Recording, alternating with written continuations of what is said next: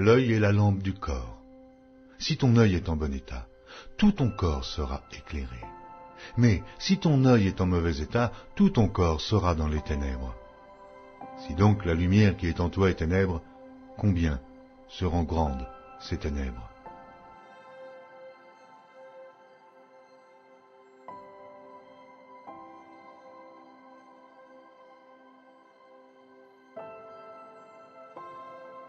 Éphésiens 6, 11 à 12. Revêtez-vous de toutes les armes de Dieu, afin de pouvoir tenir ferme contre les ruses du diable. Car nous n'avons pas à lutter contre la chair et le sang, mais contre les dominations, contre les autorités, contre les princes de ce monde de ténèbres, contre les esprits méchants dans les lieux célestes. Luc 8, 16 à 18.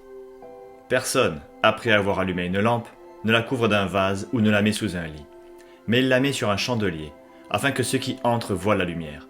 Car il n'est rien de caché qui ne doive être découvert, rien de secret qui ne doive être connu et mis au jour.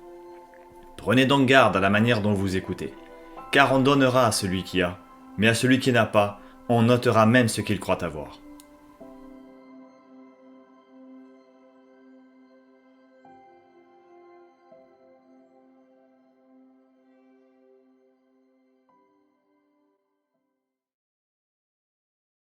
Toutes les puissances spirituelles sont en effervescence.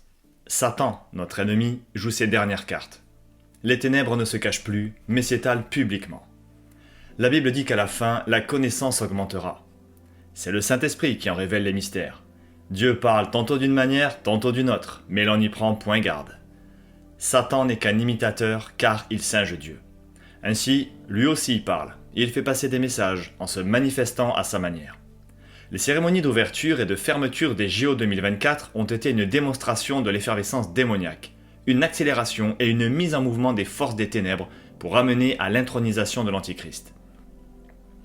Ces forces agissent dans le monde et excitent l'homme dans divers domaines, à savoir la politique, la géopolitique, la perversité, le divertissement. De nos jours, le divertissement culmine à un niveau jamais atteint dans l'histoire humaine. Ce mot divertissement, issu du latin divertere, qui signifie détourner, désigner selon son origine une action financière consistant à détourner à son propre profit une part de l'héritage. Par la suite, on a repris le terme pour l'appliquer à l'action de détourner de l'essentiel en général et, par extension, à ce qui ne détourne quelqu'un de l'essentiel.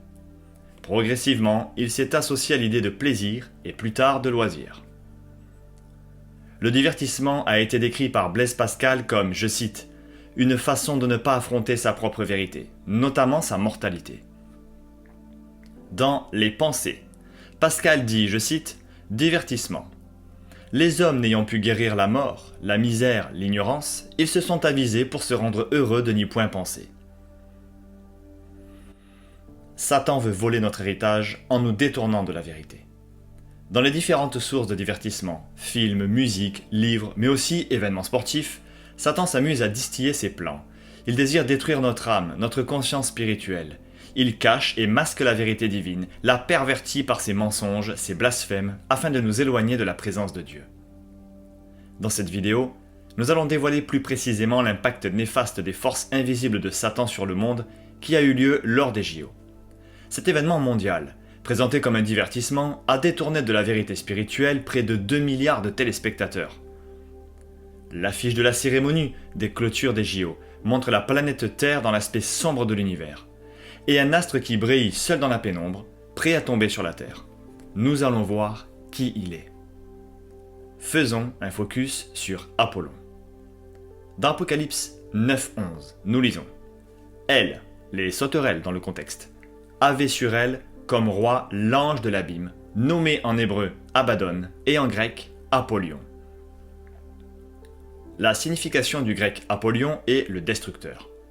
Cela nous renvoie à l'expression maçonnique Ordo ab chaos, qui se traduit par l'ordre à partir du chaos, c'est-à-dire l'ordre à partir de la destruction. Le Golden Voyageur de la cérémonie des JO ressemblait à une sauterelle. Abaddon est le roi des sauterelles dans Apocalypse 9. Ce sont celles sortant du puits de l'abîme. Durant la cérémonie de clôture, des êtres sont sortis de l'abîme sous le contrôle du Golden Voyageur, qui est Satan, Apollon, lui-même, ressemblant à une sauterelle parée d'or. Apollon était donc au centre des JO. Apocalypse 9, 1 à 5. Le cinquième ange sonna de la trompette, et je vis une étoile qui était tombée du ciel sur la terre. La clé du puits de l'abîme lui fut donnée, et elle ouvrit le puits de l'abîme. Et il monta du puits une fumée, comme la fumée d'une grande fournaise, et le soleil et l'air furent obscurcis par la fumée du puits. De la fumée sortirent des sauterelles qui se répandirent sur la terre, et il leur fut donné un pouvoir comme le pouvoir qu'ont les scorpions de la terre. Il leur fut dit de ne point faire de mal à l'herbe de la terre, ni à aucune verdure, ni à aucun arbre, mais seulement aux hommes qui n'avaient pas le sceau de Dieu sur leur front. Il leur fut donné non de les tuer, mais de les tourmenter pendant 5 mois. Et le tourment qu'elles causaient était comme le tourment que cause le scorpion quand il pique un homme. Dans la Bible, nous remarquons très clairement que Satan, l'ange tombé du ciel ayant la clé du puits de l'abîme, est nommé Apollyon, Abaddon. Ce n'est nul autre que l'Apollon des Grecs. Le nom d'Apollon est dérivé le plus plausiblement d'une racine indo-européenne, apello ou aplo, signifiant force ou puissance. Ce nom était d'ailleurs un nom à ne pas ou à peu prononcer, afin d'éviter de l'évoquer. Cela nous rappelle le nom imprononçable de Dieu, YHWH, par les Hébreux. Ces similitudes avec Satan sont nombreuses. Voici les attributs d'Apollon dans la mythologie grecque et la correspondance avec Satan dans les passages de la Bible. Premier attribut, la beauté. Dans la mythologie, il est le dieu de la beauté masculine. Cela nous renvoie à Ézéchiel 28, 12 et 17. Je cite : « Tu mettais le sceau à la perfection, tu étais plein de sagesse, parfait en beauté. » Deuxième attribut, la musique. Dans la mythologie, c'est le dieu des arts, du chant et de la poésie. Cela nous renvoie à Ézéchiel 28, 13. Je cite : « Tes tambourins et tes flûtes étaient à ton service, préparés pour le jour où tu fus créé. » Ainsi qu'Ésaïe 14, 11. Ta magnificence est descendue au sépulcre avec le son de tes lyres. Tu es couché sur une couche de verre et la corruption est ta couverture. Troisième attribut, la lumière. Dans la mythologie, c'est le dieu de la lumière. Il avait pour épithète Phoibos ou Xanthos qui signifie le brillant, couleur de feu. Quatrième attribut, il est homme et Dieu. Dans la mythologie, Apollon serait la version divine du roi humain. Il est également tous les dieux résumés en un seul théonyme, c'est-à-dire le dieu de tous les dieux selon Wikipédia. Cela renvoie à 2 Thessaloniciens 2,4. Je cite : « L'adversaire qui s'élève au-dessus de tout ce qu'on appelle Dieu ou de ce qu'on adore, jusqu'à s'asseoir dans le temple de Dieu, se proclamant lui-même Dieu. » Cinquième attribut, il est guérisseur, mais apportant la peste. Dans la mythologie, il est le dieu des purifications et de la guérison, mais peut apporter la peste par son arc. Cela renvoie à Apocalypse 6, 2 et 8. Je regardai, et voici parut un cheval blanc. Celui qui le montait avait un arc, une couronne lui fut donnée, et il partit en vainqueur et pour vaincre. Verset 8. Et je vis venir un cheval blême. Son cavalier s'appelle la mort, et il était suivi du séjour des morts. Il lui fut donné le pouvoir sur le quart de la terre de faire périr les hommes par l'épée, la famine, les épidémies et les bêtes féroces. Sixième attribut, la divination. Dans la mythologie, c'est le dieu capable de divination qui était consulté, entre autres, à Delphes, où ses oracles étaient divulgués par une femme appelée la Pythie de Delphes, qui tire elle-même son nom de Python. Cela renvoie à Ésaïe 8, 19. Si l'on vous dit « Consultez ceux qui évoquent les morts et ceux qui prédisent l'avenir, qui poussent des sifflements et des soupirs, répondez, un peuple ne consultera-t-il pas son Dieu ? S'adressera-t-il aux morts en faveur des vivants ?» Septième attribut, le loup. Par le terme de loup, il faut entendre non pas le culte de l'animal en lui-même, mais son symbolisme, lequel n'est autre que le vent, considéré tant par ses vertus bénéfiques que destructrices. Les vents, comme Zéphyr le vent loup, peuvent être favorables aux semences, mais sont aussi considérés comme issus des cavernes, et cette origine souterraine les met en relation avec les enfers. Le vent est ainsi le passage entre le chaos et le cosmos. Cela renvoie à Jean 10, 12. Mais le mercenaire, qui n'est pas le berger, et à qui n'appartiennent pas les brebis, voit venir le loup, abandonne les brebis et prend la fuite. Et le loup les ravit et les disperse. Éphésiens 2, 1 à 2. Et vous étiez morts dans vos fautes et dans vos péchés, dans lesquels vous avez marché autrefois, selon le train de ce monde, selon le prince de la puissance de l'air, de cet esprit qui agit maintenant dans les fils de la rébellion.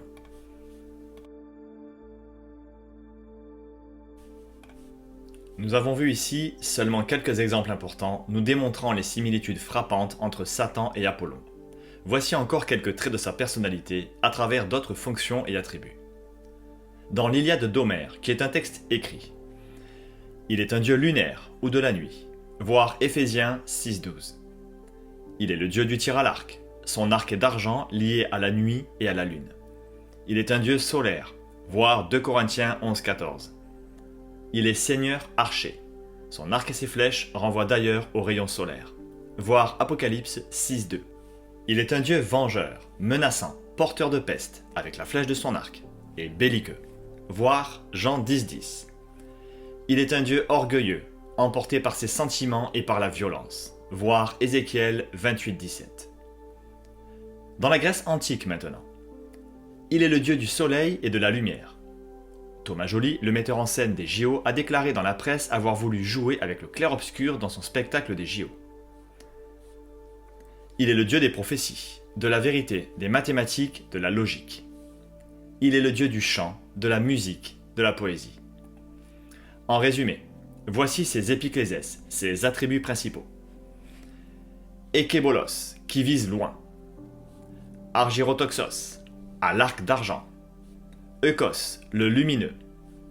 Lykéios, le dieu loup. Nomios ou Cryophoros, le protecteur des troupeaux. Jean 10.26. Paion, guérisseur, et ou le chantre de la victoire. Apocalypse 6.2. Soter, le sauveur, purificateur. 2 Thessaloniciens 2.4. Par rapport à son identité, nous pouvons conclure que nous sommes convaincus que le choix de ce dieu de l'Olympe comme symbole durant les cérémonies d'ouverture et de clôture des JO avec l'hymne à Apollon et le Golden Voyageur entre autres, n'est pas innocent.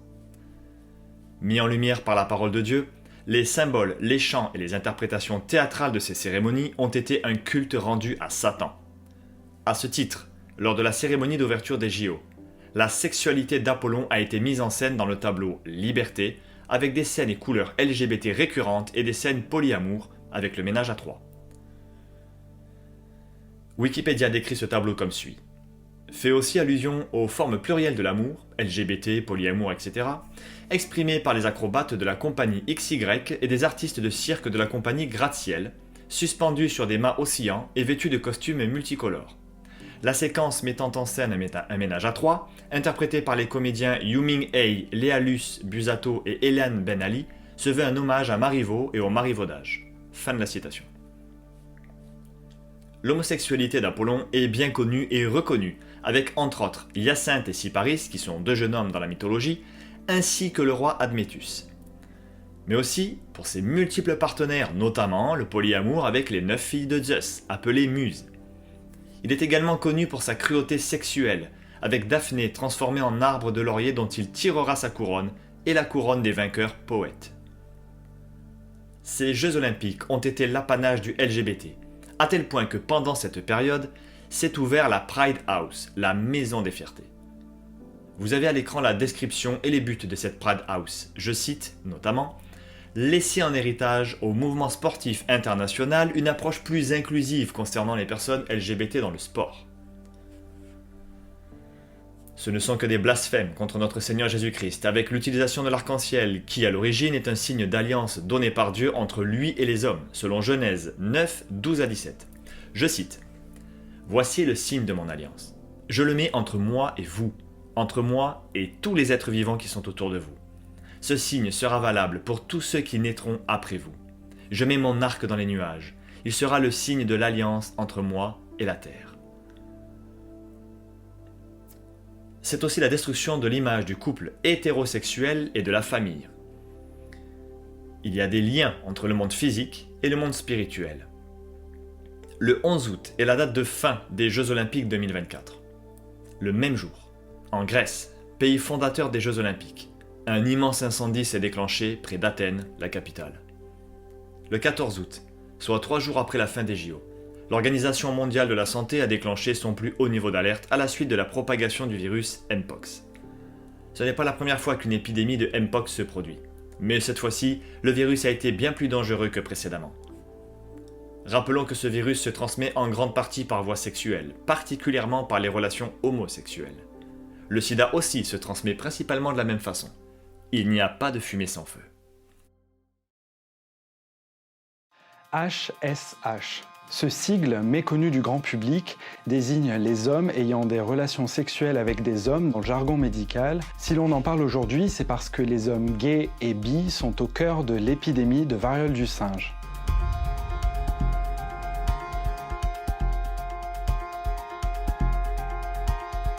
D'après les dernières données disponibles, les hommes gays et bi représentent la quasi-totalité des cas de variole du singe recensés en France. Bien sûr, la maladie peut toucher tout le monde, mais c'est au sein de cette communauté qu'elle se développe en Europe. Si la maladie guérit spontanément dans la plupart des cas et qu'elle reste peu grave, elle nécessite néanmoins 3 semaines d'isolement, elle est parfois douloureuse et peut entraîner des complications, notamment chez les personnes vivant avec le VIH. La Bible nous parle d'un salaire correspondant à des actes contre nature. Le Mpox s'ajoute comme une conséquence de ce déferlement de débauche sexuelle. La Bible nous enseigne ceci dans Romains 1, 26 à 28. C'est pourquoi Dieu les a livrés à des passions infâmes, car leurs femmes ont changé l'usage naturel en celui qui est contre nature.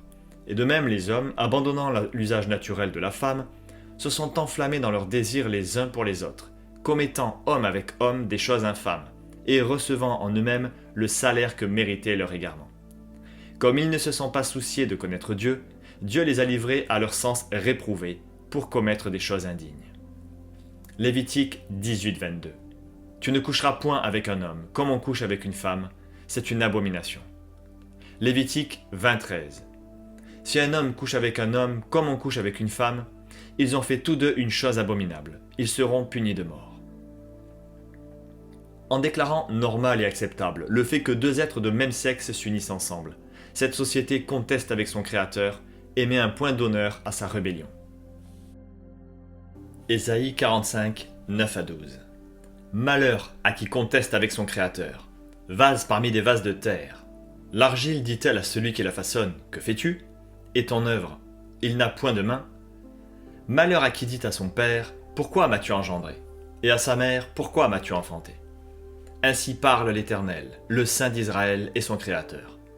Veut-on me questionner sur l'avenir, me donner des ordres sur mes enfants et sur l'œuvre de mes mains? C'est moi qui ai fait la terre, et qui sur elle ai créé l'homme. C'est moi, ce sont mes mains qui ont déployé les cieux, et c'est moi qui ai disposé toute leur armée. Rappelons que le Seigneur Jésus désire que les personnes se repentent. Il laisse à tous la possibilité de se repentir, d'arrêter de commettre des choses abominables, de changer de vie et d'être pardonnés par lui. Il y a un autre aspect à cette débauche sexuelle. En effet, il y a une convergence de choses qui nous indique que la fin est proche. Voici ce que la Bible dit dans Jérémie 30, 5 à 7. Ainsi parle l'Éternel. Nous entendons des cris d'effroi.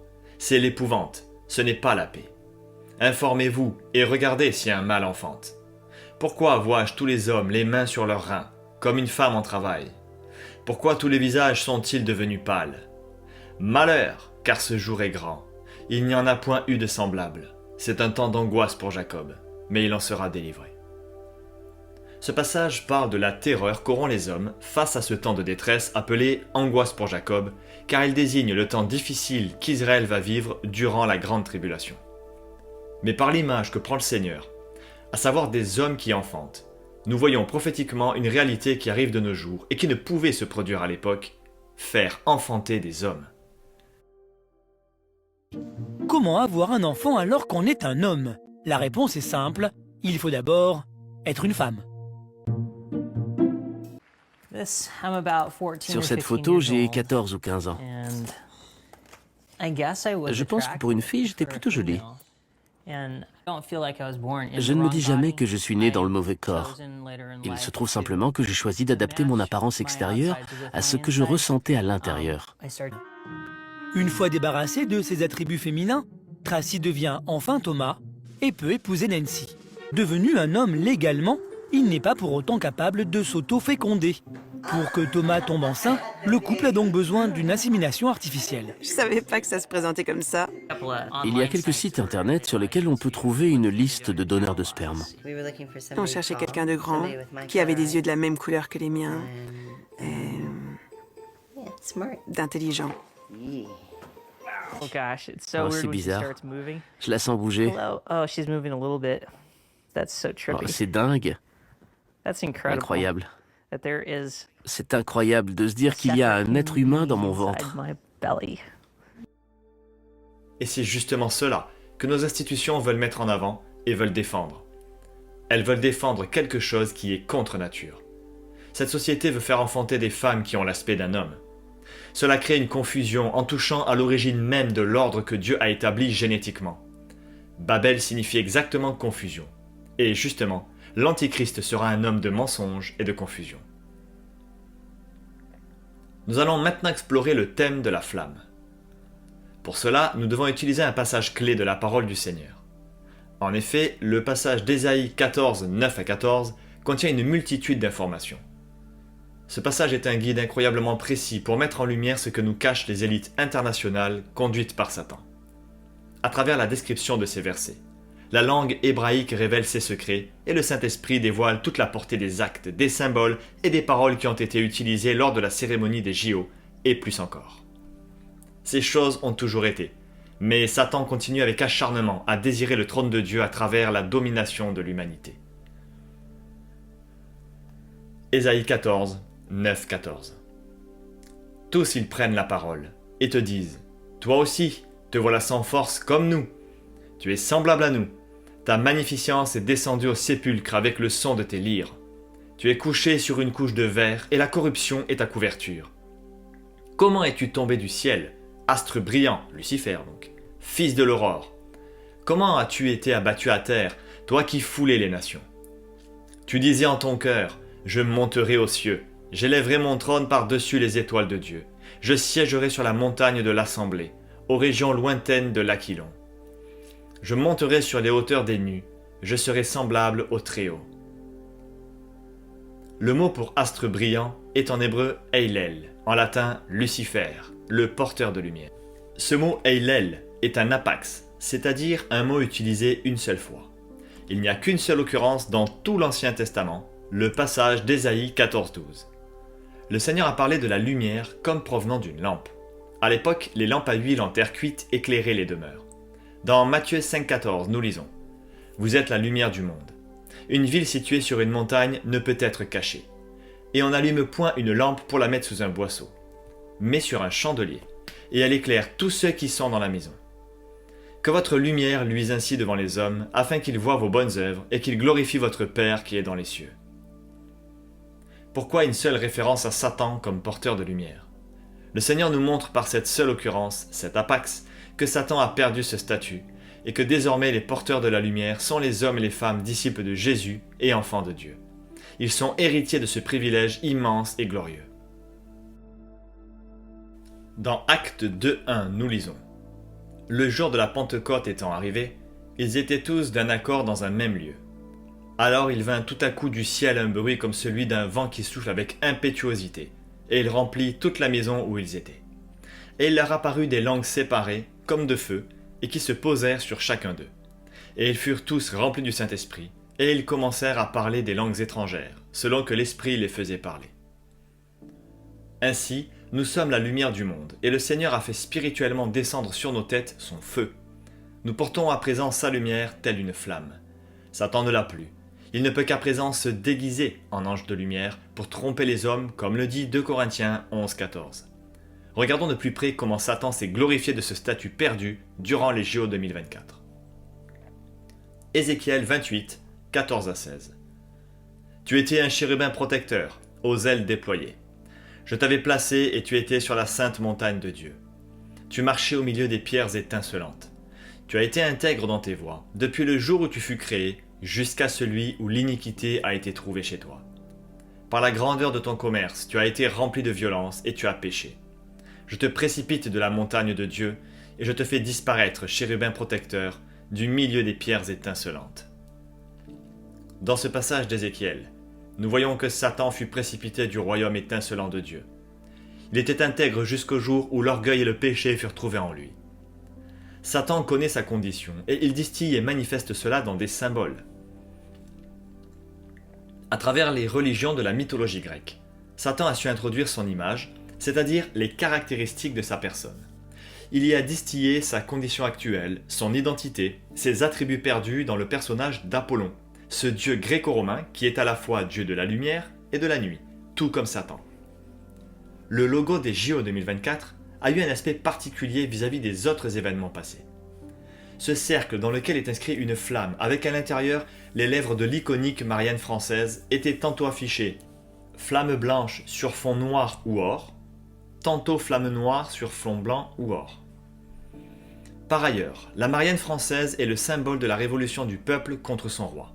Ainsi, dans le même logo, nous avons la flamme éteinte représentant Satan l'ange déchu et un signe de révolte, les lèvres de la Marianne, qui rappellent la révolte de Satan contre le Très-Haut, notre Seigneur, ainsi que son orgueil avec ce symbole. Porter le flambeau, la lumière, est donc mentionné une seule fois dans la Bible, dans Ésaïe 14:12. Une seule fois, car cela concerne un événement qui s'est produit une seule fois et sans retour, la chute du porteur de lumière. Mais Satan cherche toujours à être l'égal de Dieu.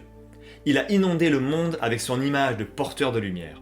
Cela a été le cas avec les Jeux Olympiques 2024. Mais c'est aussi vrai dans d'autres domaines, tels que les religions antiques et modernes, ainsi que leurs monuments, dont nous vous affichons quelques exemples.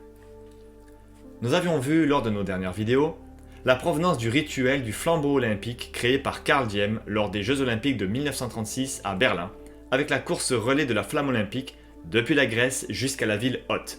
Mais à l'origine, ce fut une course athénienne nommée l'Empédédromie, où l'on faisait un relais de véritables flambeaux, et qui était pratiquée lors de fêtes dédiées à des divinités liées au culte du feu. C'était en l'honneur des dieux liés au feu. À Athènes, les courses au flambeau étaient initialement organisées dans le cadre de 3 fêtes. Les Prométhéia, en l'honneur de Prométhée, les Grandes Panathénées, en l'honneur d'Athéna, et les Héphaïsties, en l'honneur d'Héphaïstos. Après la victoire de Marathon, les Athéniens en ajoutent une 4e, en l'honneur du dieu Pan. Ainsi, nous retrouvons un rituel d'honneur pour le dieu Pan, dieu représentant aussi l'image de Satan dans le monde antique. Nous vous invitons à voir les 2 vidéos sur Pan, dont les liens se trouvent dans la case de description. Nous retrouvons aujourd'hui la lampadédromie, c'est-à-dire l'usage de porter la flamme quand il s'agit de représenter la victoire. Satan a perdu face à la croix et au sacrifice de Christ pour le monde. Il veut une fois de plus renverser cette vérité en s'illustrant lui-même parmi des idoles portant la flamme. À Paris, centre maçonnique puissant, on peut croiser des statues iconiques innombrables concernant le feu et l'acte de porter le feu. Le génie de la liberté en est une. Elle a été réalisée par Auguste Dumont en 1836. Elle surmonte la colonne de Juillet sur la place de la Bastille. C'est un ange portant un flambeau dans la main droite, une chaîne brisée dans la main gauche et une étoile sur la tête. Dans la Bible et les religions du monde, les anges sont souvent représentés par des étoiles ou astres. De plus, cette statue figure sur la place de la Bastille, lieu de commémoration du peuple se rebellant contre le roi, image du monde qui se rebelle contre Dieu. En hommage à la liberté du peuple, ce génie, qui n'est nul autre que Satan, l'ange déchu, orienté vers le soleil couchant, tourne le dos à l'Orient où se trouve Israël, d'où est né le Messie. Ce génie est nommé par certains porteur de lumière. Nous voyons que rien n'est innocent, mais que cet exemple de représentation est tout à fait conforme aux caractéristiques de Satan. La chaîne brisée nous rappelle que les hommes veulent briser leur lien avec le Seigneur, comme l'indique ce passage de Psaume 2. Pourquoi ce tumulte parmi les nations, ces vaines pensées parmi les peuples? Pourquoi les rois de la terre se soulèvent-ils, et les princes se liguent-ils avec eux contre l'Éternel et contre son loin? Loin s'agit de Jésus. Brisons leurs liens, délivrons-nous de leurs chaînes, c'est-à-dire de leur domination. Celui qui siège dans les cieux rit, le Seigneur se moque d'eux. Puis il leur parle dans sa colère, il les épouvante dans sa fureur. C'est moi qui ai oint mon roi sur Sion, ma montagne sainte. Je publierai le décret. L'Éternel m'a dit, tu es mon fils, je t'ai engendré aujourd'hui. Demande-moi et je te donnerai les nations pour héritage, les extrémités de la terre pour possession. Tu les briseras avec une verge de fer, tu les briseras comme le vase d'un potier. Et maintenant, roi, conduisez-vous avec sagesse. Juge de la terre, recevez instruction. Servez l'Éternel avec crainte et réjouissez-vous avec tremblement. Baisez le Fils de peur qu'il ne s'irrite et que vous ne périssiez dans votre voie, car sa colère est prompte à s'enflammer. Heureux tous ceux qui se confient en lui. Dans la représentation du génie de la liberté à Paris, rare figure masculine de la liberté, nous découvrons une liberté troublante. Cette représentation de la liberté tient les chaînes brisées du despotisme. À l'origine, selon Wikipédia, je cite, « Dans sa forme classique, le despote est, pour ses sujets, tel le père de famille pour ses enfants. Le despote œuvre pour le bien de la famille. Le pouvoir despotique donne une marche de conduite à suivre, telle que le ferait un père envers ses enfants. Cette forme de despotisme est la première forme connue d'État et de civilisation. » Cela nous fait penser à Dieu le Père. Ce génie n'est donc nul autre qu'un esprit antichrist et anti-Dieu Père, Satan qui brise ce lien. Cette symbolique, liberté, lumière des hommes, par la fonction de porter une flamme, nous la retrouvons dans nombre de symboles maçonniques dans le monde. Elle est en opposition constante avec cette parole de Jésus-Christ dans Jean 8,32 « Et vous connaîtrez la vérité, et la vérité vous rendra libre. » Nous allons voir maintenant la vérité, selon Jean 3,16 et la lumière, selon 2 Corinthiens 4,6. La liberté antichrist des hommes est rebelle à la liberté de Jésus-Christ. La liberté lumière des hommes, selon le siècle des Lumières, est encore une pensée des philosophes francs-maçons. Ainsi, pour ces hommes, ce n'est pas Jésus qui est la lumière, mais c'est la liberté charnelle dans un ensemble de pensées philosophiques inspirées par Satan et manifestées par des statues, des idoles faites de mains d'hommes. Ces idoles ne portent que le feu perdu de la lumière de Satan. En effet, c'est à cause de son orgueil que Satan a perdu sa lumière, et cela a précipité sa chute. Et à l'inverse, c'est l'humilité des enfants de Dieu qui les pousse à la repentance et leur permet d'obtenir le salut et d'être élevés. Ils portent désormais sa lumière en eux, le feu de son Esprit Saint. Luc 14,11 « Car quiconque s'élève sera abaissé, et quiconque s'abaisse sera élevé. » Proverbe 16,18 L'arrogance précède la ruine, et l'orgueil précède la chute. Proverbe 15,33 La crainte de l'Éternel enseigne la sagesse, et l'humilité précède la gloire. Maintenant, concernant cette lumière, cette flamme, voici ce que nous dit l'encyclopédie maçonnique. Je cite « Lux et tenebris ». En latin, cela signifie « la lumière qui sort des ténèbres ». C'est une devise très couramment utilisée dans les légendes des documents maçonniques pour exprimer l'objectif de la franc-maçonnerie et ce que le vrai franc-maçon suppose avoir atteint. Elle a une signification obscure. Dans les premiers temps et dans la mythologie primitive, les ténèbres précédaient la lumière. Dans la pensée, dit Cox, de ces premiers temps, le soleil était l'enfant de la nuit ou des ténèbres. Ainsi, Lux étant la vérité ou la franc-maçonnerie, et Tenebrae ou les ténèbres le symbole de l'initiation, Lux Tenebris est la vérité maçonnique qui procède de l'initiation. Une loge de Londres, comprenant des frères dévoués spécialement au bien-être des personnes aveugles, a reçu ce nom approprié. Fin de la citation. L'explication de la flamme, mais aussi le feu, le soleil, la voûte céleste, l'astre brillant, sont des autres éléments essentiels à la compréhension de l'impact des rituels des JO sur le monde. Cette flamme nous fait comprendre que cette lumière sombre, qui est un paradoxe étant le titre du spectacle de la cérémonie d'ouverture des Jeux paralympiques, influence les hommes et surtout les élites internationales. Cette citation du paradoxe lumière et ténèbres est relatée par l'ouvrage Mythologie arienne 1, page 43, et l'encyclopédie maçonnique qui a pour titre « Le soleil était l'enfant de la nuit et des ténèbres ». Nos gouvernements utilisent depuis bien longtemps les codes des anciennes religions démoniaques à travers l'idolâtrie des dieux antiques et leurs rites et rituels, leurs symboles et leurs représentations artistiques et cultuelles. Même la foi chrétienne a été corrompue par ces symboles sataniques. Le catholicisme romain n'est pas en reste, lui qui a introduit nombre de traditions maçonniques.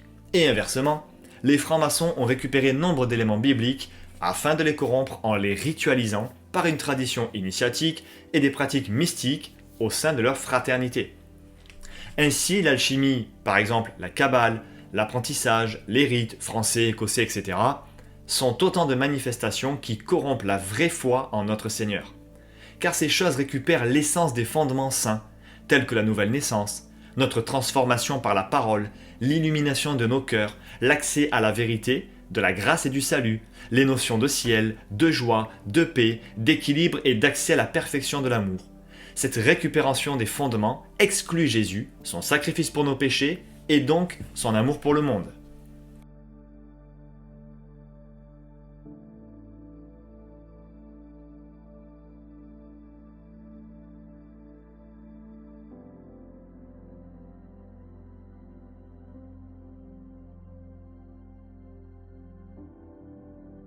Dans l'affiche de clôture des Jeux Olympiques, nous retrouvons donc la flamme noire éteinte symbolisant Satan, donc sa perte de la lumière divine. Il est un être de lumière qui a chuté suite à son orgueil, selon l'analogie de cette affiche, celle d'un corps qui chute. Ce corps céleste, tel une étoile, un soleil, un feu qui tombe du ciel dans une obscurité, rejoint la terre et les mers aux eaux sombres, au continent grisâtre, comme une humanité chaotique qui reçoit un feu faussement doré, déchu. Apocalypse 12:12. Malheur à la terre et à la mer, car le diable est descendu vers vous, animé d'une grande colère, sachant qu'il a peu de temps. Dans cette obscurité ne brille qu'une seule étoile, ce personnage tête en bas, Satan. Les étoiles sont des soleils et une image des anges dans Apocalypse 12:4. Cela nous rappelle une fois de plus la symbolique maçonnique. En effet, la voûte céleste est très présente dans les loges d'obédience franc-maçonnique. Le triangle avec l'œil qui voit tout en son sommet, les maçons le nomment le grand architecte de l'univers, Dieu avec un D minuscule. Ce n'est nul autre que Satan dans leur concept biaisé de Dieu. Cet œil semble se détacher nettement de l'ensemble artistique des voûtes célestes des loges. Comme pour signifier que parmi les étoiles, seul Satan, œil qui voit tout, peut relier le ciel et la terre. C'est l'homme qui doit chercher cette union. Et il est vrai que si nous cherchons la vérité, le Seigneur Jésus se révélera à notre cœur. Mais ici, il n'est pas question de Jésus, mais d'accéder à cette réalité de la vérité par nos propres forces et entendements. Le rite écossais ancien et accepté, dit REAA, nous dit ceci, je cite. « Travailler sous la voûte étoilée, c'est travailler sous le regard de l'œil qui voit tout, l'œil du delta, mais aussi sous le regard des frères et sœurs passés à l'Orient éternel qui sont devenus des étoiles et qui ont perpétué au cours des siècles la chaîne initiatique et assuré la transmission de la tradition. Quelle responsabilité nous incombe et quel devoir. La voûte étoilée est le moyen de nous relier à l'essentiel, à la lumière créatrice, à l'infini, à l'éternité, à la vérité une. Elle est là pour inciter le maçon à franchir les apparences, pour trouver cette vérité derrière le symbole. Oui, mes sœurs et frères, en se mettant en résonance avec la voûte étoilée, le maçon découvre l'unité principielle, l'ordre céleste, la loi qui régit le bon ordonnancement de l'univers à travers la multiplicité apparente. La voûte étoilée est donc un repère, un guide, l'endroit vers lequel les regards se tournent quand le vénérable maître dit « Élevons-nous en fraternité et que nos regards se tournent vers la lumière », et ce pour percevoir le véritable sens de la quête initiatique. À ce moment précis, il est midi et le travail peut commencer à la gloire du grand architecte de l'univers. Allégoriquement, la voûte étoilée représente aussi la construction inachevée du temple. En d'autres termes, elle nous rappelle que les travaux de construction du temple intérieur du maçon ne se terminent jamais car le travail sur soi est interminable et la perfection est inatteignable. Mais nous devons faire comme si, on ne sait jamais. Fin de la citation. Dans l'explication du rite écossais ancien et accepté, REAA, nous lisons comment ils se sont infiltrés dans toutes les religions. Je cite. La voûte étoilée. L'histoire des temples de tout genre est très liée à la voûte étoilée. Les voûtes sont présentes aussi bien dans les temples que les églises, les mausolées, les mosquées, les salles funéraires, bref partout où l'être humain est censé se recueillir. Elles y symbolisent le ciel. Leur représentation est figurée depuis les époques les plus anciennes, comme si l'homme a toujours attendu que surgissent du ciel les réponses à ces questions fondamentales sur son existence, le sens de sa vie et son devenir, ou bien qu'on lui vienne en aide. En effet, quel humain n'a pas levé les yeux une nuit vers la voûte étoilée ? Quel est celui qui n'a pas été amené devant ce spectacle merveilleux et mystérieux à se poser la question sur qui, comment, pourquoi, et sur sa propre condition et sa place dans l'univers ? Au REAA, toute loge possède, bien qu'elle ne soit plus voûtée, sa voûte céleste dont le bleu azur est constellé d'étoiles, ce qui fait qu'elle s'appelle aussi la voûte étoilée. La loge maçonnique est ouverte aux 6 directions de l'espace, du septentrion au midi, de l'orient à l'occident et du nadir au zénith. Le rituel du premier degré nous dit dans l'instruction que ces dimensions signifient que la maçonnerie est universelle. Fin de la citation. Ceci est vrai, car le chemin initiatique que la franc-maçonnerie propose s'adresse à tous les hommes de la planète. Mais nous le savons, le rituel nous montre beaucoup de choses, mais il nous en cache beaucoup. C'est à nous de chercher le sens de leurs symboles. Alors pourquoi la voûte étoilée ? Et que symbolise-t-elle encore ?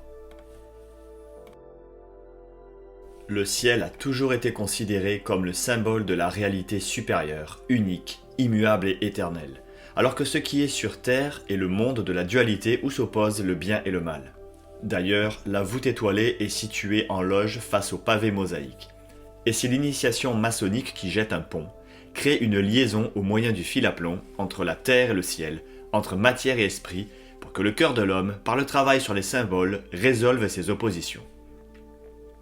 Nous pouvons considérer la voûte étoilée comme le symbole ou l'expression d'un au-delà, d'un principe créateur, ou si vous voulez, d'une réalité difficilement accessible à l'homme, mais qui pourrait nous éclairer sur les éternelles questions que l'humanité et nous-mêmes ne nous sommes toujours posées avec angoisse. Pourquoi sommes-nous sur Terre? D'où venons-nous? Où allons-nous? Quel est le sens de notre vie, de notre destin? Et surtout, que devons-nous faire? Comment devons-nous nous comporter? Le devoir de l'initié, cherchant la lumière, l'amène forcément à la contemplation de la voûte étoilée pour y découvrir par la réflexion et la méditation cette lumière qui est en lui, reflet de la grande lumière. Il est invité concrètement par la contemplation de cette voûte à réconcilier en lui la terre et le ciel, la matière et l'esprit, le fini et l'infini, à être en union avec le principe créateur, bref, à s'unifier. Fin de citation. Nous comprenons que ce n'est plus Jésus, mais l'initiation maçonnique qui jette un pont, crée une liaison au moyen du fil à plomb entre la terre et le ciel. L'initié doit découvrir par sa propre réflexion la lumière qu'il y a en lui. Mais nous savons que seul Jésus-Christ est cette lumière, et que si elle est en nous, elle produira la paix et la joie. Jésus comble toutes les questions par des réponses éternelles. L'initié n'ayant pas Jésus ne peut pas, par ses propres réflexions et sa méditation, s'unir au Créateur de l'univers YHWH, Adonai, Elohim. La réconciliation ne se fait que par Jésus, qui est le pont entre ciel et terre. La franc-maçonnerie veut jeter un pont par l'initiation maçonnique. Sous le regard du grand œil, mais aussi sous le regard des frères et sœurs passés à l'Orient éternel, qui sont devenus des étoiles et qui ont perpétué au cours des siècles la chaîne initiatique et assuré la transmission de la tradition. Quel blasphème devant notre Seigneur Jésus et notre Père Céleste!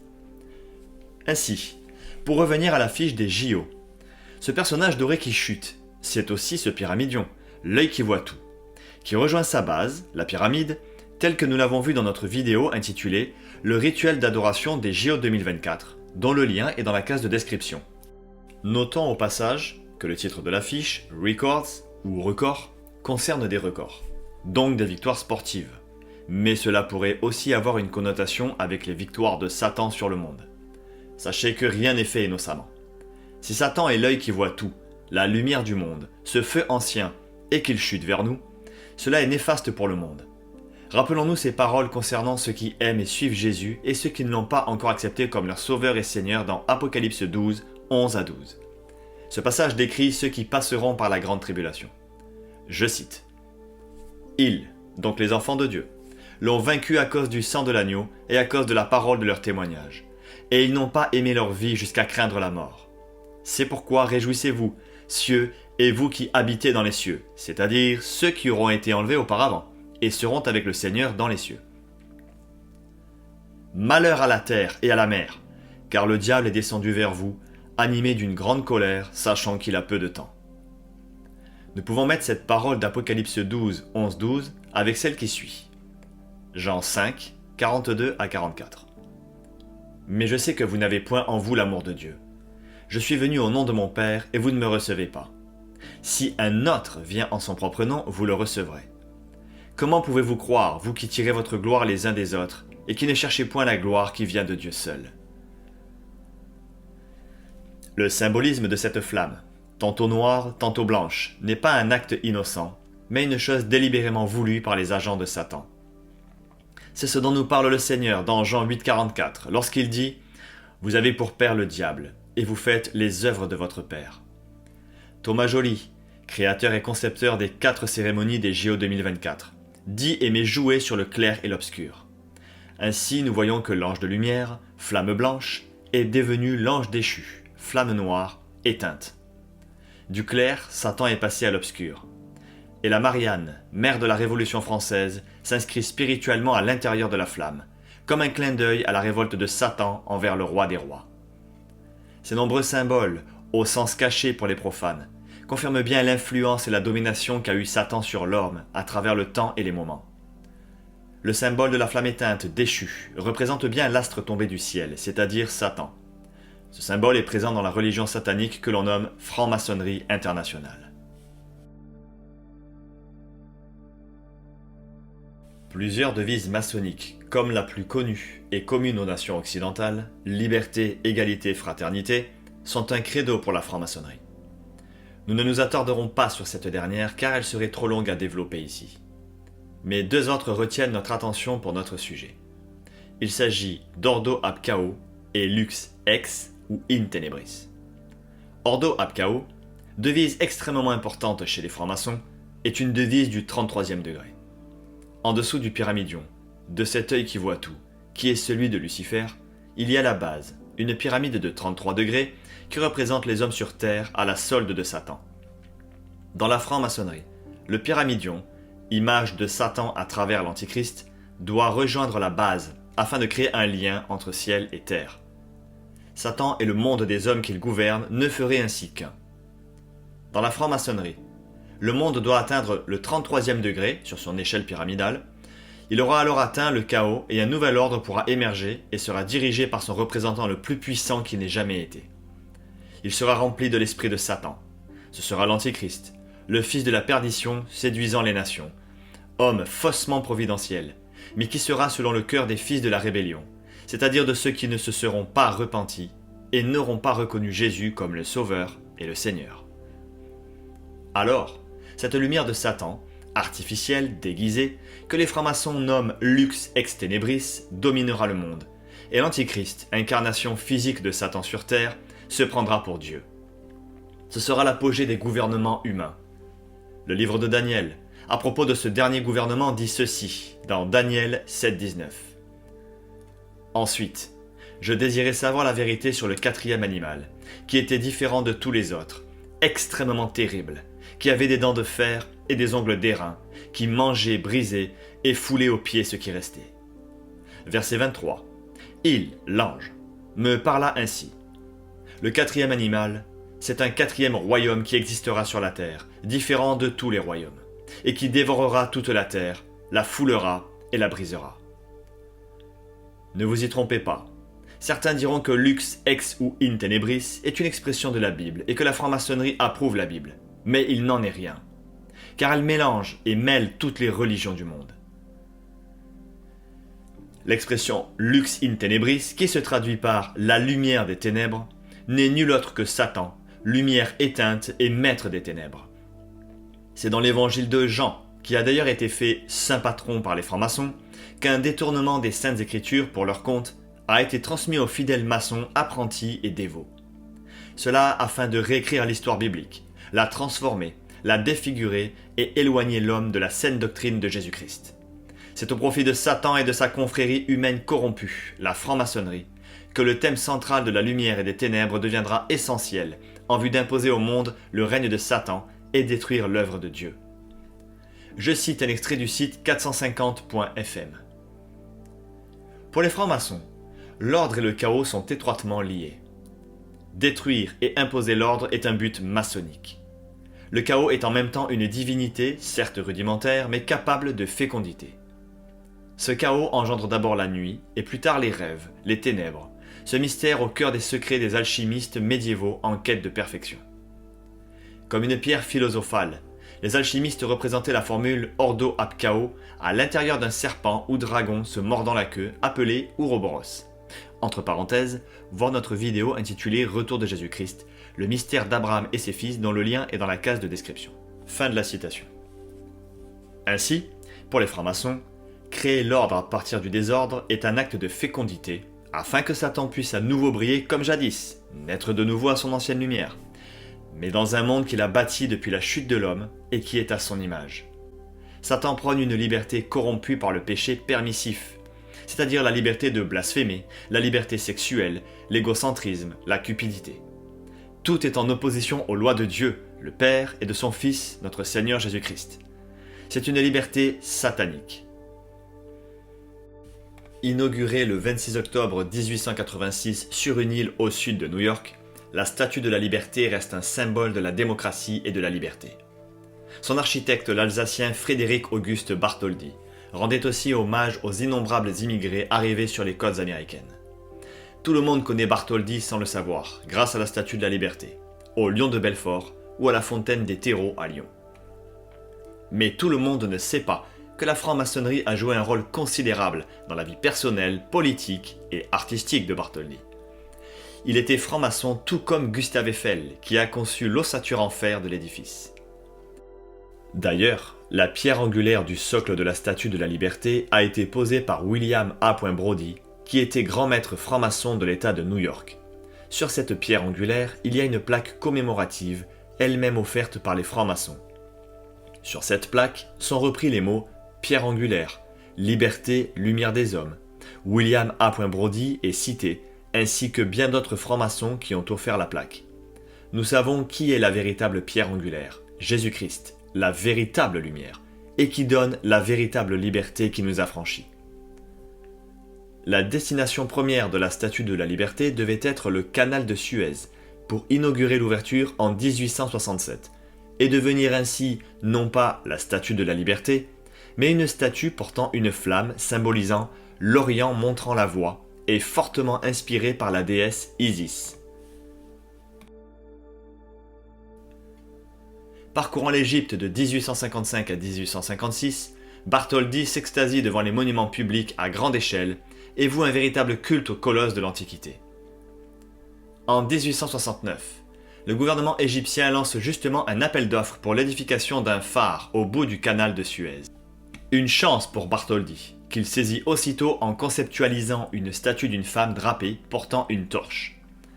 Haute de 26 mètres, sur un piédestal de 14,50 mètres, elle devait représenter l'Égypte apportant la lumière à l'Asie.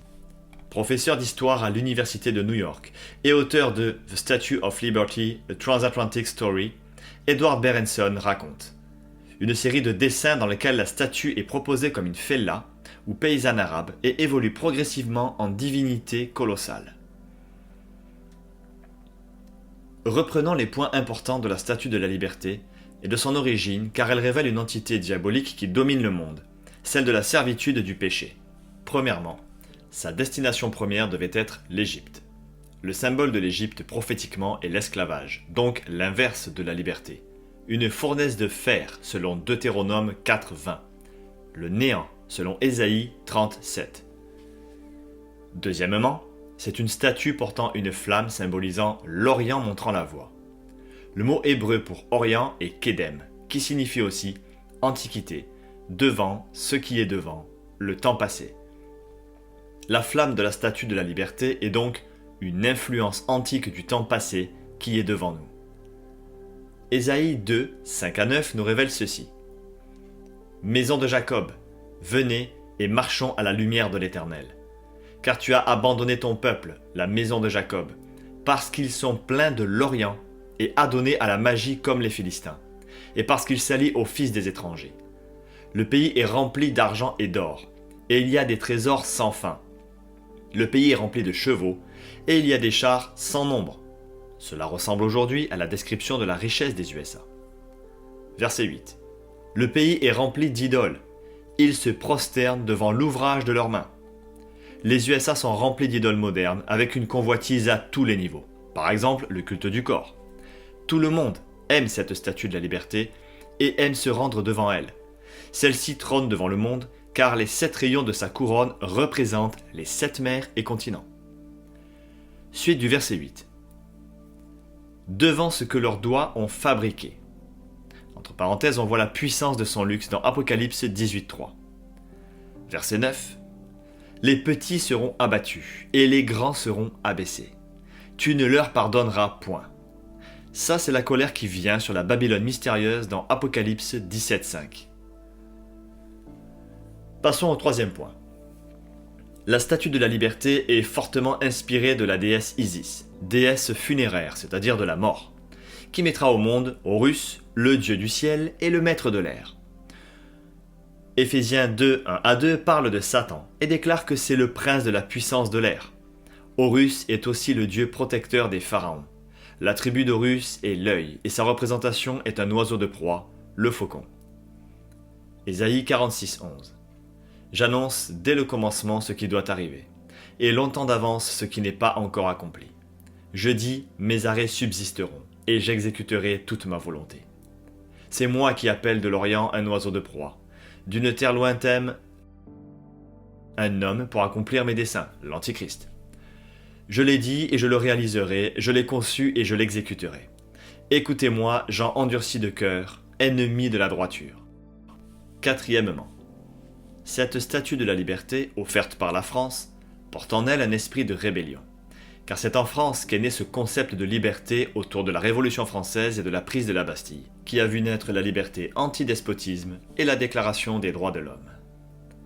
Ceci est représenté par le génie de la liberté, Lucifer porteur de lumière, dont son piédestal, la colonne de Juillet, représente le siège de la plus haute pierre tombale de Paris. Voici un extrait du magazine Paris Zigzag. La flamme, les chaînes, l'étoile sur la tête. Il semble que le bel inconnu, faute d'avoir un nom, partage quelques similitudes avec un certain Lucifer, dit porteur de lumière, ou encore étoile du matin. Défait de ses chaînes et impertinent, avant d'être assimilé à Satan, cet ange est avant tout synonyme d'éveil, d'union des âmes vers un but commun et une figure de guide. Une symbolique plutôt intéressante et osée pour l'époque, mais aussi particulièrement juste en ce qui concerne l'esprit français résolument libre. Fait amusant, une statue de Lucifer, appelée le génie du mal, a été sculptée par Guillaume Geff en 1848 et est aujourd'hui l'une des représentations les plus connues de Lucifer. Elle se trouve au musée de Liège, en Belgique. Fin de la citation. Cinquièmement, la liberté a été l'un des tableaux représentant la France lors de la cérémonie d'ouverture des JO. Nous vous invitons à visionner la vidéo sur la cérémonie d'ouverture des JO, dont le lien est dans la case de description. C'est un rappel de la Révolution française avec la rébellion du peuple, Marie-Antoinette avec la tête coupée et les jets de sang, mais aussi le wokisme, la culture LGBT, le blasphème contre Dieu le Père et le Seigneur Jésus, bref, une liberté diabolique, néfaste. Petite parenthèse concernant cette liberté provenant de la Révolution française. Il y a eu beaucoup de choses néfastes qui ont été instituées à ce moment-là. Notamment, je cite, « En France, c'est à la Révolution qu'il revint de créer, par la loi du 20 septembre 1792, un mariage civil. Donc un mariage qui n'est plus célébré devant Dieu. » Enfin, dans la cérémonie d'ouverture des JO, la DJ Barbara Butch portait une couronne semblable à celle de la Statue de la Liberté. Elle rappelait et renvoyait d'ailleurs à la Statue de la Liberté. C'est encore un pont caché entre les deux. Barbara Butch fait partie du mouvement LGBT, qui prône une liberté humaine diabolique. D'ailleurs, la tête de la Statue de la Liberté avec sa couronne rappelle celle du dieu grec Hélios. Hélios est le dieu du soleil personnifié, et celui-ci est parfois confondu avec Apollon. En fait, seulement Homère les distingue l'un et l'autre. Voici ce que dit Wikipédia à leur sujet. Différents noms peuvent symboliser le même être, ou bien ils sont considérés comme équivalents, comme c'est le cas pour Apollon et Hélios. Fin de la citation. En effet, à un moment donné, il y a eu un mélange, c'est-à-dire un syncrétisme, entre Hélios et Apollon, qui sont les deux dieux solaires, donc de la lumière. La Bible appelle Satan astre brillant, de lumière. C'est d'ailleurs ce que signifie Lucifer. Et comme vous pouvez le voir sur ces photos, le colosse de Rhodes, qui est le nom de la statue qui représente Hélios, porte cette couronne similaire à la Statue de la Liberté. D'ailleurs, comme vous le voyez, ce colosse de Rhodes a des similitudes avec la Statue de la Liberté. Les deux statues sont en effet gigantesques, plus de 30 mètres pour le colosse de Rhodes, environ 46 mètres pour la Statue de la Liberté. Le colosse de Rhodes a une main tendue ou levée, avec une torche brûlant au bout, comme la Statue de la Liberté. Et il est drapé lui aussi et positionné à l'entrée d'un port, sur un piédestal surélevé. Nous voyons comment les signes qui ont été choisis ne sont pas anodins, et que la Statue de la Liberté elle-même n'est pas anodine. En effet, les Romains avaient une déesse nommée Libertas, ou Liberté en français.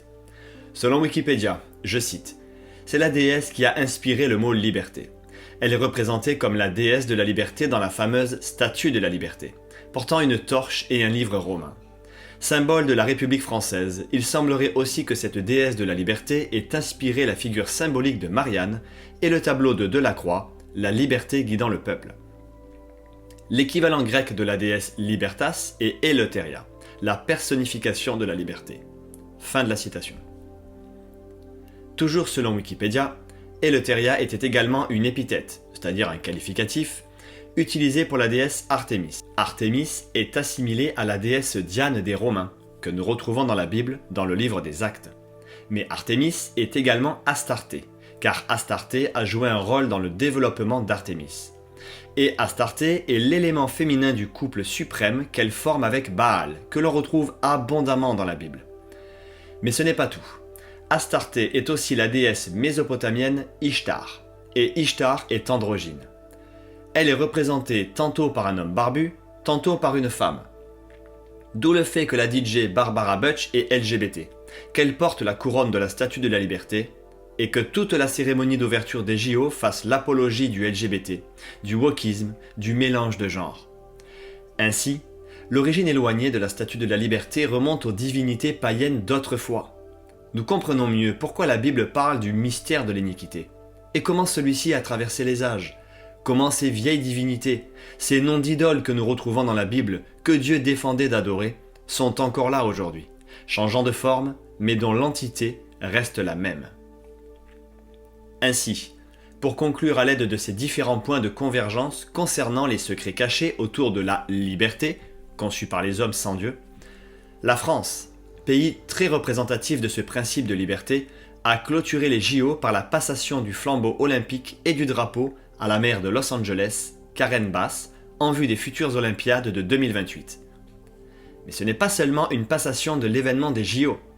Cette passation est la confirmation d'un feu qui amènera sur l'Amérique des catastrophes néfastes, car cette flamme prélevée et mise dans une lanterne par le champion Léon Marchand est tirée de la vasque dont nous avons vu la troublante ressemblance avec un champignon atomique.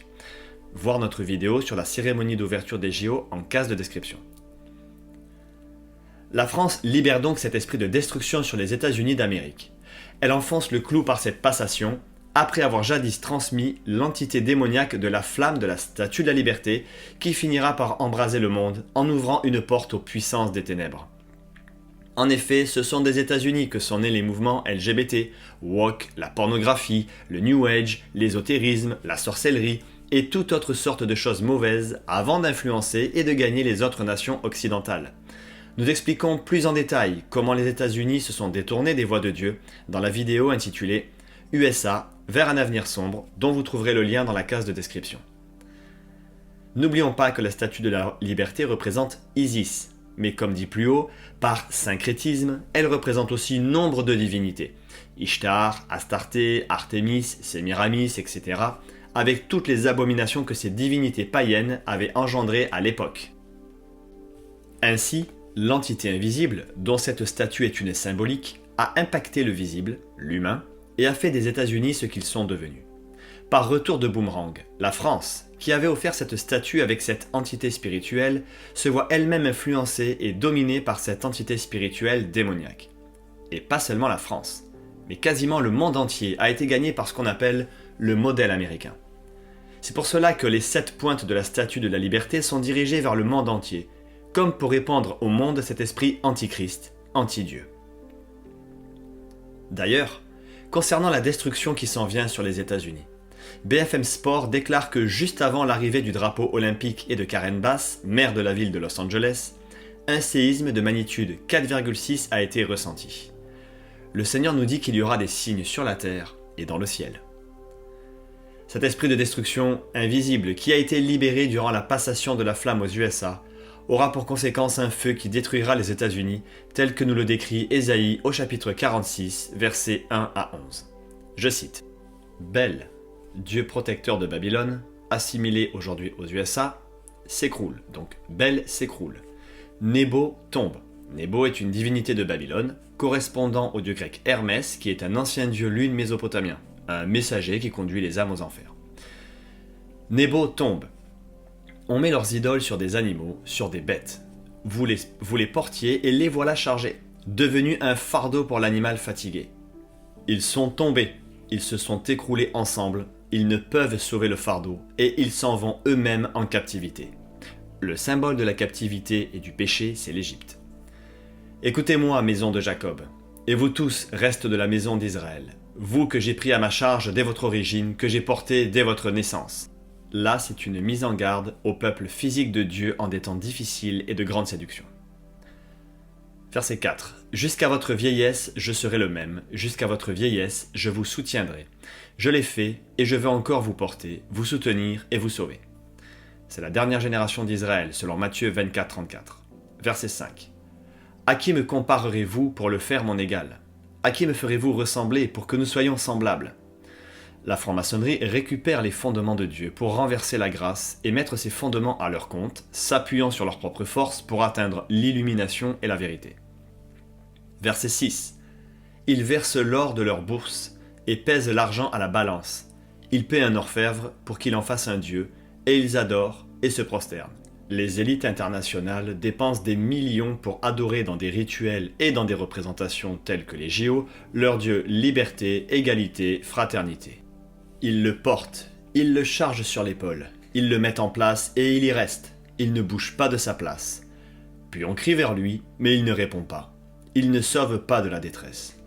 Telle la statue de la liberté, pensée par l'homme et façonnée par sa main, mais aussi d'autres monuments sataniques en place dans des grandes villes occidentales du monde. Verset 8. Souvenez-vous de ces choses et soyez des hommes. Pécheurs, rentrez en vous-même. Souvenez-vous de ce qui s'est passé dès les temps anciens. Car je suis Dieu, et il n'y en a point d'autre. Je suis Dieu, et nul n'est semblable à moi. J'annonce dès le commencement ce qui doit arriver, et longtemps d'avance ce qui n'est pas encore accompli. Je dis, mes arrêts subsisteront, et j'exécuterai toute ma volonté. C'est moi qui appelle de l'Orient un oiseau de proie, d'une terre lointaine un homme pour accomplir mes desseins. Je l'ai dit et je le réaliserai. Je l'ai conçu et je l'exécuterai. Fin du passage. Satan achèvera son plan, à la suite de ce chaos, en intronisant l'homme que l'on nomme Antichrist. Nous voulons rappeler que l'accélération des événements d'actualité n'est pas fortuite quant à l'influence sur le comportement spirituel des hommes. Le monde peut être impacté par deux sources spirituelles et invisibles totalement différentes. En effet, le monde peut premièrement être impacté par le comportement des véritables croyants. Puisque nous sommes assimilés à des ambassadeurs de Christ, nous devons répandre la bonne nouvelle de l'Évangile en étant ses fidèles représentants. Nos intercessions adressées à notre Père Céleste mettent en mouvement le monde invisible, notamment ses anges et son Esprit Saint, contre les puissances invisibles des ténèbres pour changer les circonstances. Deuxièmement, le monde peut également être impacté par ce que la Bible appelle les fils de la rébellion. Ces derniers sont rebelles soit par ignorance de la vérité, soit par choix. Et c'est souvent par choix que certaines de nos élites et personnalités politiques décident de se rebeller contre Dieu. Le monde des ténèbres, dont Satan est le chef, tire ses forces et s'alimente du péché des hommes. Et plus abominable encore, il se nourrit de l'adoration dévouée à Satan par ces fils de la rébellion. Ces passages de Jean 10, 25 et Colossiens 3, 1 à 11 résument parfaitement cela. Jean 10, 25 à 30. Jésus leur répondit, « Je vous l'ai dit, et vous ne croyez pas. Les œuvres que je fais au nom de mon Père rendent témoignage de moi. Mais vous ne croyez pas, parce que vous n'êtes pas de mes brebis. Mes brebis entendent ma voix. Je les connais, et elles me suivent. Je leur donne la vie éternelle, et elles ne périront jamais, et personne ne les ravira de ma main. Mon Père qui me les a donnés est plus grand que tous, et personne ne peut les ravir de la main de mon Père. Moi et le Père, nous sommes un. » Colossiens 3, 1 à 11. Si donc vous êtes ressuscités avec Christ, cherchez les choses d'en haut, où Christ est assis à la droite de Dieu. Affectionnez-vous aux choses d'en haut, et non à celles qui sont sur la terre. Car vous êtes morts, et votre vie est cachée avec Christ en Dieu. Quand Christ, votre vie, paraîtra, alors vous paraîtrez aussi avec lui dans la gloire. Faites donc mourir les membres qui sont sur la terre, l'impudicité, l'impureté, les passions, les mauvais désirs et la cupidité qui est une idolâtrie. C'est à cause de ces choses que la colère de Dieu vient sur les fils de la rébellion, parmi lesquels vous marchiez autrefois, lorsque vous viviez dans ces péchés. Mais maintenant, renoncez à toutes ces choses, à la colère, à l'animosité, à la méchanceté, à la calomnie, aux paroles déshonnêtes qui pourraient sortir de votre bouche. Ne mentez pas les uns aux autres, vous étant dépouillés du vieil homme et de ses œuvres, et ayant revêtu l'homme nouveau, qui se renouvelle dans la connaissance, selon l'image de celui qui l'a créé. Il n'y a ici ni grec ni juif, ni circoncis ni incirconcis, ni barbare ni scythe, ni esclave ni libre, mais Christ est tout et en tous. Nous vous invitons à faire le bon choix, à répondre à l'invitation de Jésus et à accepter l'œuvre de la croix pour la rémission de vos péchés. Avec une repentance sincère et un engagement à le suivre fidèlement, la porte de l'éternité vous sera ainsi ouverte. C'est pourquoi, ayant ce ministère selon la miséricorde qui nous a été faite, nous ne perdons pas courage. Nous rejetons les choses honteuses qui se font en secret. Nous n'avons point une conduite astucieuse, et nous n'altérons point la parole de Dieu. Mais, en publiant la vérité, nous nous recommandons à toute conscience d'homme devant Dieu.